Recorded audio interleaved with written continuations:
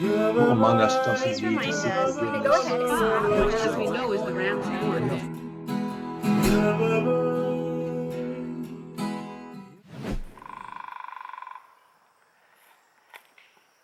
There's a moment of prayer that I look forward to all year long. And it's that first morning that I spend usually in the late spring up at our chavah at Ramah in the Rockies. That first moment of davening where I go out of my house and I smell that fresh, sweet, cool mountain air. And I stand there and begin saying the shacharit, the morning prayers, and just listening in the silence that is present before so many others have arrived at camp each summer. For those who have been part of Ramah in the Rockies, you know that we place a huge emphasis on praying using a technique called hitbodedut.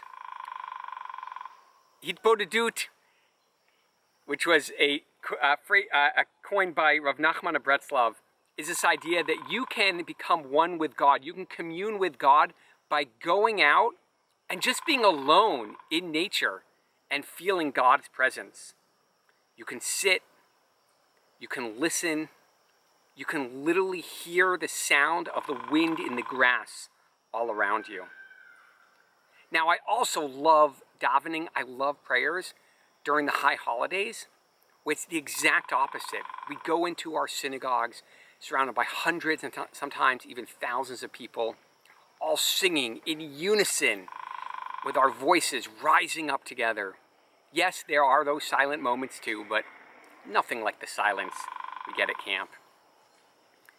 And here I am, standing outside before Rosh Hashanah, thinking about what is my tefillah?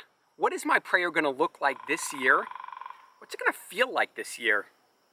I'm not going to be in a large crowd. I'm not going to be singing with hundreds in a community. In many ways, I'm going to be doing my own hitbodedut that I actually crave so much from camp. Since the beginning of Elul, we've been saying Psalm 27 of L'David Hashem Ori V'Yishi. And there's a line there that really has jumped out to me over the past week.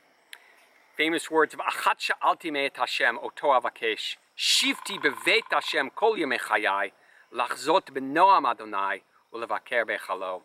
One thing I ask of you, Adonai, this I seek, to dwell in the house of God all the days of my life, to behold God's beauty and visit in God's sanctuary.